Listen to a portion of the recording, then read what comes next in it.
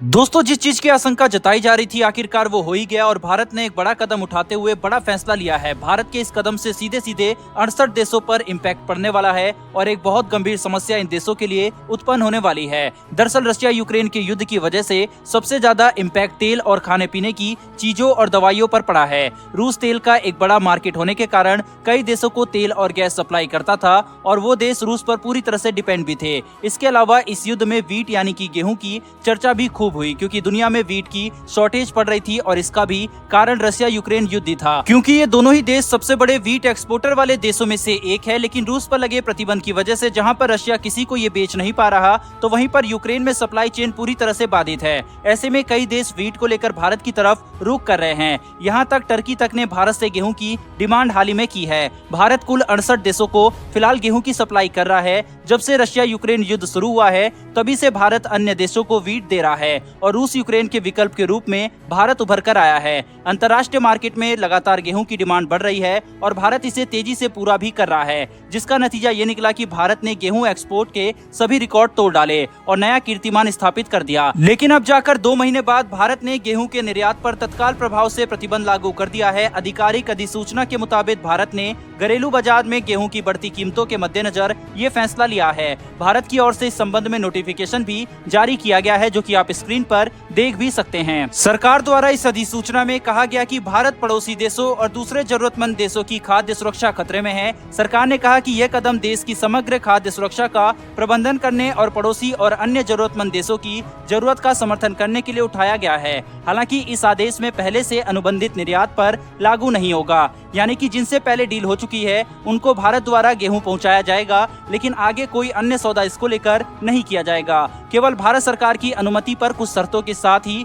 निर्यात हो पाएगा। वहीं पर इससे पहले 12 मई को सरकारी अधिकारियों की एक बैठक हुई थी जिसमें गेहूं के निर्यात पर फैसला लिया गया। इस बैठक में बताया गया था कि भारत ने वैश्विक रूप से अनाज की बढ़ती मांग के बीच वित्त वर्ष 2022-23 में रिकॉर्ड 10 मिलियन टन गेहूं का लक्ष्य निर्धारित किया है। जिस रफ्तार से भारत चल रहा है इसे तो जल्द ही पूरा कर लिया जाएगा। वैश्विक बाजार में भारतीय गेहूं की मांग में बढ़ोतरी लगातार जारी है, जिसे देखते हुए किसानों, व्यापारियों और निर्यातकों को आयातक देशों के सभी गुणवत्ता मापदंडों का अनुसरण करने का सुझाव दिया गया है। अब दोस्तों, हो सकता है कि आप ये सोच रहे हो कि जब भारत ने इस फाइनेंशियल ईयर 2022-23 में 10 मिलियन टन गेहूं बेचने का निर्धारित किया हुआ है तो भारत ने प्रतिबंध क्यों लगा दिया है, क्योंकि अभी तो 10 मिलियन का आंकड़ा काफी दूर है। तो भारत द्वारा प्रतिबंध लगाने के कई कारण है। पहला, भारतीय गेहूं की बढ़ती डिमांड के कारण हर दिन कोई नया देश भारत से इसको लेकर संपर्क कर रहा है। भारत ऑलरेडी 68 देशों को गेहूं की सप्लाई कर रहा है। दूसरा कारण, इंटरनेशनल मार्केट में बढ़ती मांग के कारण भारतीय मार्केट में गेहूं के प्राइस बढ़ रहे हैं, क्योंकि किसान विदेश में बेचकर ज्यादा पैसा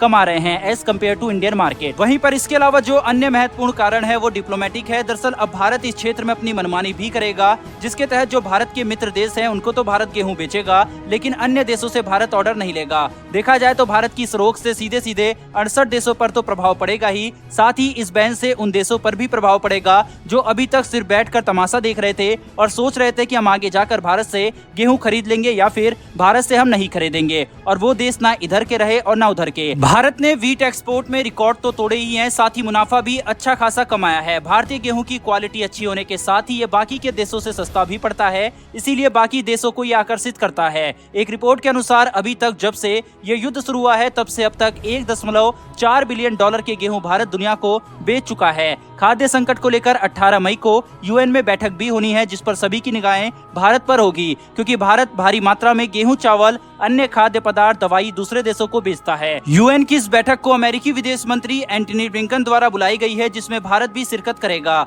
लेकिन यूएन में 4 दिन बाद होने वाली बैठक से पहले भारत का वीट पर यह प्रतिबंध झटका जरूर होगा, क्योंकि इस बैठक में भारत से भारी मदद मांगी जाती। भारतीय प्रधानमंत्री नरेंद्र मोदी जी ने पहले ही अपने एक भाषण में कह चुके हैं कि भारत के पास 1 अरब 40 करोड़ लोगों के लिए पर्याप्त भोजन है और भारत दुनिया का पेट भर सकता है। भारत गेहूं और चावल के सबसे बड़े और सबसे सस्ते आपूर्तिकर्ताओं वाले देशों में से एक है। भारत पहले से ही करीब 150 देशों को चावल और 68 देशों को गेहूं निर्यात कर रहा है। एशिया और अफ्रीकी देशों के अलावा अब यूरोपीय देश भी भारत की तरफ नजरें गड़ाए बैठे हैं। यूएन के फूड प्रोग्राम भारत से लगातार संपर्क में है। अब देखना होगा कि यूएन की बैठक में भारत क्या फैसला लेता है, लेकिन अभी के भारतीय बैन से कई देशों की परेशानी बढ़ने वाली है। लेकिन इसके साथ ही भारतीय किसान जो कि भारत के साथ इतने सारे अन्य देशों का पेट भर रहे हैं, उनके लिए कमेंट बॉक्स में एक जय हिंद जरूर लिखिएगा। साथ ही मेरी एक छोटी सी रिक्वेस्ट है कि अगर आप चैनल पर पहली बार आए हैं या फिर आपने चैनल को सब्सक्राइब नहीं कर रखा है तो चैनल को सब्सक्राइब कर बेल नोटिफिकेशन को ऑन कर लें, जिससे हमारी आने वाली ऐसी वीडियो आप तक सबसे पहले पहुंच सके।